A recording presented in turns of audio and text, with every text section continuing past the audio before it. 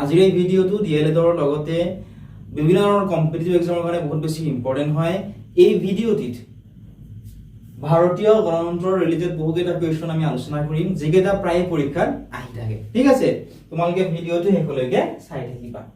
এতিয়া আমি সকলোৱে জানো যে ভাৰতবৰ্ষ কেতিয়া স্বাধীন হৈছিল? ভাৰতবৰ্ষ স্বাধীন হৈছিলে 1947 চনৰ আগষ্ট মাহৰ 15 তাৰিখে আমাৰ ভাৰতবৰ্ষ স্বাধীন হৈছিলে। ঠিক আছে,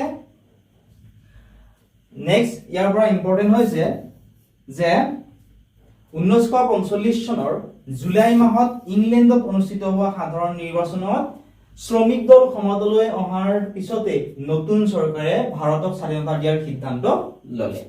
অৰ্থাৎ কুৱেশ্যন ইয়াৰ পৰা পৰীক্ষাত এনেধৰণে আহে কম্পিটিটিভ এক্সামসমূহত যে ইংলেণ্ডত অনুষ্ঠিত হোৱা সাধাৰণ নিৰ্বাচনত কোনটো দল জয়ী হৈছিল। ঠিক আছে, মনত ৰাখিব লাগিব যে ইংলেণ্ডত অনুষ্ঠিত হোৱা সাধাৰণ নিৰ্বাচনত শ্ৰমিক দল জয়ী হৈছিল। ঠিক আছে, আৰু সেই শ্ৰমিক দল জয়ী হোৱাৰ পিছতে আমাৰ ভাৰতবৰ্ষক স্বাধীনতা দিয়াৰ সিদ্ধান্ত লৈছিল। নেক্সট ইয়াৰ পৰা ইম্পৰ্টেন্ট হৈছে পৰীক্ষাত প্ৰায়ে আহি থাকে কুৱেশ্যনটো যে কেবিনেট মিছন ভাৰতলৈ কেতিয়া আহিছিল। বহুত বেছি ইম্পৰ্টেন্ট কুৱেশ্যন হয়, কেবিনেট মিছন ভাৰতলৈ কেতিয়া আহিছিলে। কেবিনেট মিছন ভাৰতলৈ আহিছিল 1946 চনৰ মাৰ্চ মাহত। ঠিক আছে, 1946 চনৰ মাৰ্চ মাহত কেবিনেট মিছন ভাৰতবৰ্ষলৈ আহিছিল বা ভাৰতবৰ্ষলৈ কেবিনেট মিছন পঠাইছিলে। ঠিক আছে, কেবিনেট মিছন কি আছিল? কেবিনেট মিছন আছিল ইংলেণ্ডৰ 3জন কেবিনেট মন্ত্ৰীৰে গঠিত এটা গোট। ঠিক আছে, এবাৰ পৰীক্ষাত এনেধৰণৰ কুৱেশ্যনটো কেতিয়াবা বনাই দিয়ে, তোমালোকে মনত ৰাখিব লাগিব যে কেবিনেট মিছন আছিল ইংলেণ্ডৰ 3জন কেবিনেট মন্ত্ৰীৰে গঠিত এটা গোট। বহুকেইজন ছাবস্ক্ৰাইবাৰে আগৰ ভিডিঅ' কেইটাত আমাক জনাইছিলে যে এমচিকিউ লাগে। ঠিক আছে, তোমালোকে বিশেষকৈ ডিএলএড বা নিচিনা বা এডিআৰ নিচিনা এক্সামৰ কাৰণে কেৱল এমচিকিউ বোৰ চালেই নহব। তোমালোকে যিবিলাক ক্লাছ 6 ৰ পৰা 10 লৈকে যিবোৰ কিতাপ আছে সেই কিতাপসমূহত থকা ইম্পৰ্টেন্ট কুৱেশ্যনসমূহ চাব লাগিব।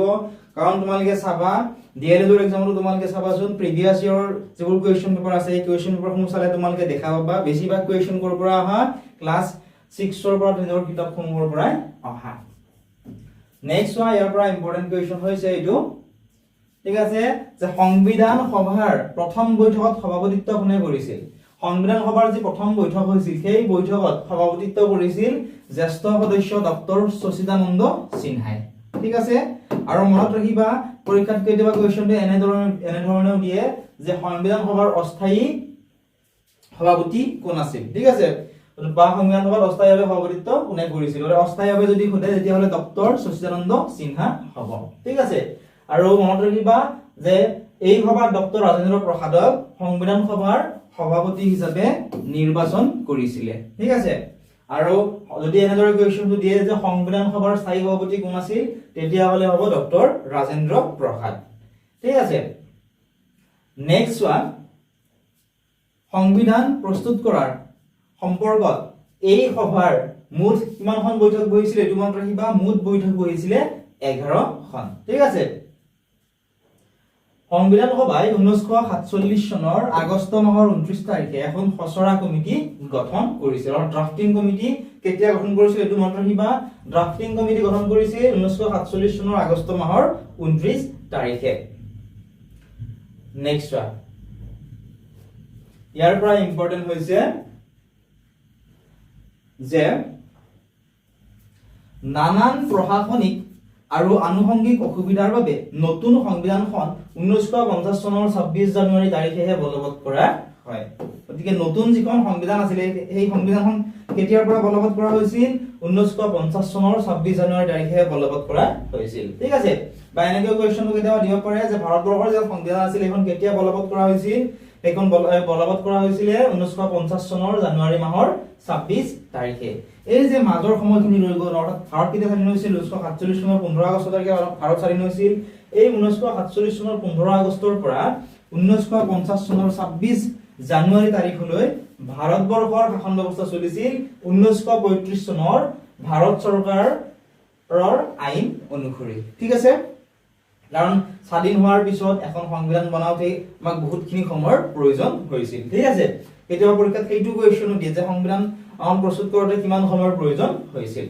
গতিকে মনত ৰাখিবা, ৰিপিট কৰি এবাৰ কৈছো যে নানান প্ৰশাসনিক আৰু আনুষংগিক অসুবিধাৰ বাবে আমাৰ যিখন সংবিধান আছিল সেই সংবিধানখন 1950 চনৰ 26 জানুৱাৰী তাৰিখে বলবৎ কৰা হৈছিল যেহেতু আমাৰ দেশখন আৰু ভাৰত স্বাধীন হৈছিল 1947 চনৰ 15 আগষ্ট তাৰিখে গতিকে 1947 চনৰ 15 আগষ্টৰ পৰা 1950 চনৰ 26 জানুৱাৰী তাৰিখলৈকে ভাৰতবৰ্ষৰ যি শাসন ব্যৱস্থা সেয়া চলিছিলে 1935 চনৰ ভাৰত চৰকাৰৰ আইন অনুসৰি পৰীক্ষাত কেতিয়াবা কোৱেশ্চনটো এনেধৰণৰ দিয়ে ঠিক আছে ভাৰত চৰকাৰৰ আইন কেতিয়া হৈছিলে ভাৰত চৰকাৰৰ আইন 1935 চনত ঠিক আছে এইটো তোমালোকে মনত ৰাখিবলৈ লাগিব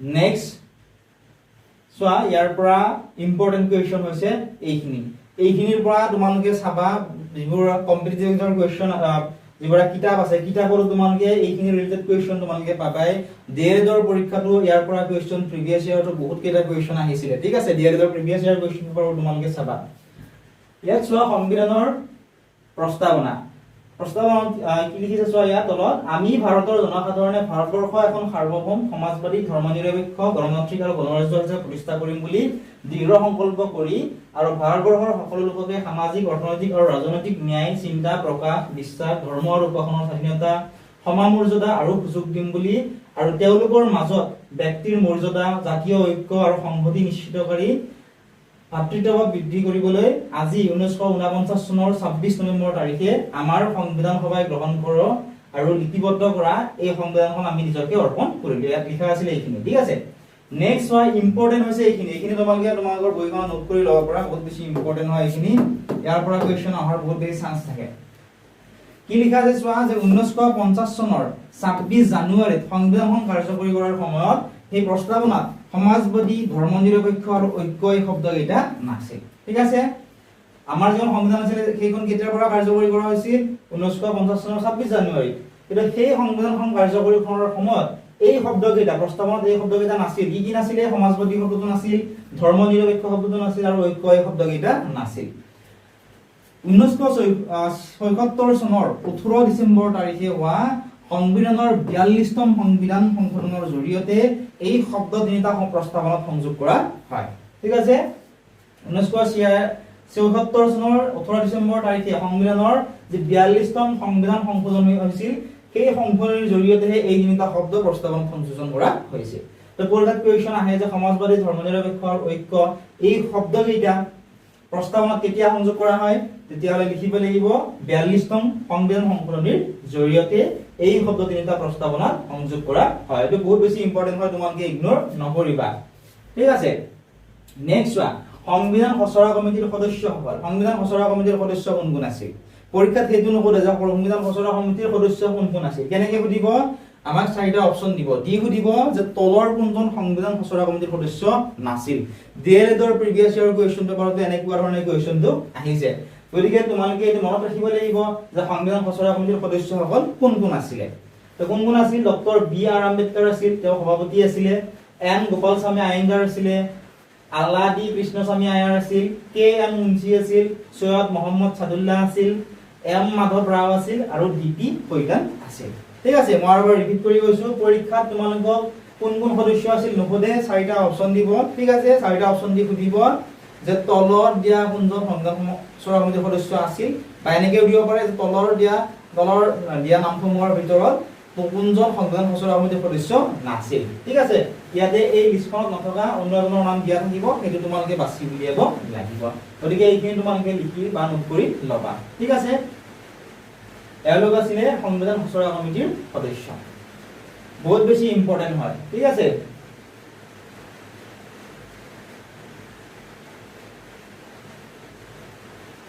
নেক্সট ইয়াৰ পৰা ইম্পৰ্টেন্ট হৈছে এইটো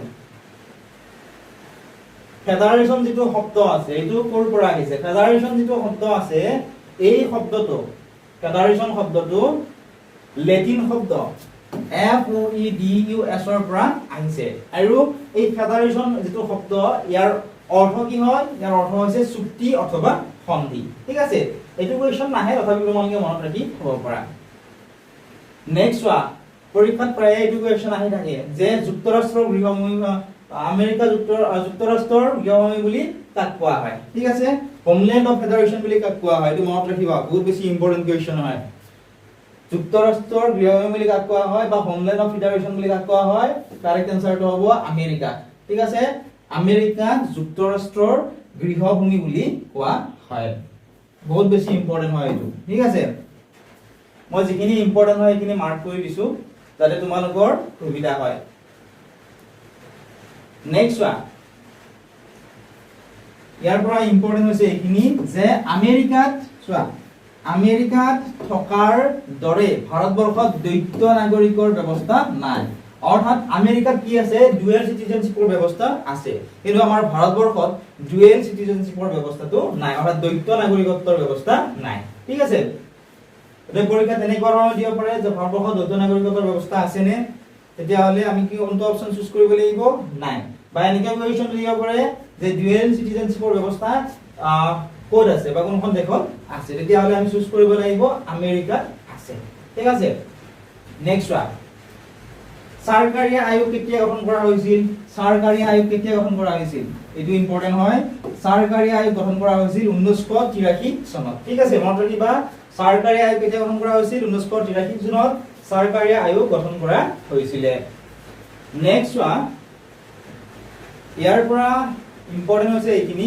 যে 1935 চনৰ ভাৰত চৰকাৰ ইংলেণ্ডৰ সংবিধানখন বিশেষভাৱে অনুসৰণ কৰিছিল ঠিক আছে 1935 চনৰ ভাৰত চৰকাৰৰ ইংলেণ্ডৰ যিখন সংবিধান আছিল ঠিক আছে এই সংবিধানখন বিশেষভাৱে কি কৰিছিল অনুসৰণ কৰিছিল ইয়াৰ পৰা কোৱেশ্চন বনাই দিব কেনেকৈ বনাই দিব মই শেষত তোমালোক কোৱেশ্চনৰ আনসাৰৰ সৈতে তোমালোক দি দিম ঠিক আছে অলপমান তোমালোকে ওয়েট কৰা নেক্সট ইয়াৰ পৰা ইম্পৰ্টেন্ট আছে এইখিনি যে আমাৰ যিখন ভাৰতৰ সংবিধান আছে এইখন কেতিয়া বলবৎ কৰা হৈছিল 1950 চনৰ 26 জানুৱাৰী তাৰিখে বলবৎ কৰা হৈছিল ঠিক আছে আৰু আমাৰ ভাৰতবৰ্ষ স্বাধীন হৈছিল 1947 চনত 1947 চনৰ 15 আগষ্টৰ পৰা 1950 চনৰ 26 জানুৱাৰীলৈকে অৰ্থাৎ ভাৰতৰ সংবিধানখন বলবৎ হোৱা সেই সময়খিনিলৈকে মাজৰ যিখিনি সময় আছিল সেই সময়খিনিলৈকে ভাৰতবৰ্ষৰ শাসন ব্যৱস্থা চলিছিল 1935 চনৰ ভাৰত চৰকাৰৰ আইন অনুসৰি ঠিক আছে নেক্সট প্ৰস্তাৱত থকা গুৰুত্বপূৰ্ণ শব্দকেইটা দিয়া আছে সাৰ্বভৌম সমাজবাদী ধৰ্মনিৰপেক্ষ গণতান্ত্ৰিক আৰু প্ৰজাতন্ত্ৰ ঠিক আছে ইয়াৰ পৰা এটো সমাজবাদী আৰু ধৰ্মনিৰপেক্ষ এই দুটা ৰিলেটেড কোৱেশ্চন প্ৰায় পৰীক্ষাত আহি থাকে এটো তোমালোকে চাব লাগিব ঠিক আছে নেক্সট ভাৰত চৰকাৰৰ আইন কেতিয়া আছিল এখন 1935 চনত ঠিক আছে 1932 চনৰ ভাৰত চৰকাৰৰ আইনখনে সীমিত ৰূপত পৰাধীন ভাৰতবৰ্ষত সংসদীয় চৰকাৰৰ পদ্ধতি আৰম্ভ কৰিছিল এটো মনত ৰাখিবলগীয়া ঠিক আছে নেক্সট চোৱা এই কোৱেশ্চন কেইটাৰ পৰা কম্পিটিটিভ এক্সাম প্ৰায় কোৱেশ্চন আহি থাকে ঠিক আছে এইকেইটা বহুত বেছি ইম্পৰ্টেন্ট হয় তোমালোকে নোট কৰি ৰাখিব পাৰা অথবা তোমালোকে আমাৰ যিটো WhatsApp নম্বৰ আছে WhatsApp মেছেজ কৰিলে আমি তোমালোক PDF টো দি দিম এপটো তোমালোকে পাই যাবা ঠিক আছে যে অকল সাবস্ক্ৰাইবাৰ আমাৰ অনলাইন সাবস্ক্ৰিপচনটো লোৱা নাই এপত ঠিক আছে তোমালোকৰ বাবে আমি WhatsAppত দি দিম WhatsAppত তোমালোকে মেছেজ কৰিবলৈ নাপাহৰিবা ঠিক আছে ভিডিওৰ স্ক্ৰিনশ্বটটো আমাক পঠিয়াই দিবা ফাৰ্স্ট কোৱেশ্চনটো কি আছিল চোৱা 1945 চনত অনুষ্ঠিত হোৱা নিৰ্বাচনত ইংলেণ্ডত কোনটো দল জয়ী হৈছিল তে 1945 চনত অনুষ্ঠিত হোৱা নিৰ্বাচনত ইংলেণ্ডত কোনটো দল জয়ী হৈছিল শ্ৰমিক দল জয়ী হৈছিল ঠিক আছে মই লিখি দিছো চোৱা শ্ৰমিক দল জয়ী হৈছিল নেক্সট ওয়া কেবিনেট মিশন ভাৰতলৈ কেতিয়া আহিছিল এটো কোৱেশ্চন বহুত ইম্পৰ্টেন্ট হয় কম্পিটিটিভ এক্সাম মোৰ কাৰণে তে কেবিনেট মিশন ভাৰতলৈ কেতিয়া আহিছিল কেবিনেট মিশন ভাৰতলৈ আহিছিল 1946 চনৰ মাৰ্চ মাহত ঠিক আছে নেক্সট কোৱেশ্চন সংবিধান সভাৰ প্ৰথম সভাপতি কোন আছিল ঠিক আছে সংবিধান সভাৰ প্ৰথম সভাপতি কোন আছিল গতিকে মই ইয়াত চোৱা দুটা লিখি দিছো কিহৰ কাৰণে দুটা লিখিছো চোৱা কাৰণ চোৱা তোমালোকে যদি গুগলতো সাৰ্চ কৰি চোৱা দুটা অপচন তোমালোকে দেখিবলৈ পাবা কোনোবাটোত কি লিখা আছে ডক্টৰ সচিদানন্দ সিনহা বুলি লিখা আছে ঠিক আছে আৰু কোনোবাটোৰ আনসাৰ তোমালোকে দেখিবলৈ পাবা ডক্টৰ ৰাজেন্দ্ৰ প্ৰসাদ ঠিক আছে গতিকে ডক্টৰ সচিদানন্দ সিনহা কি আছিল তেওঁ অস্থায়ী ৰূপে তেওঁ আছিল আৰু ডক্টৰ ৰাজেন্দ্ৰ প্ৰসাদ তেওঁ স্থায়ী সভাপতি আছিল নেক্সট কোৱেশ্চনটো চোৱা খচৰা সমিতিৰ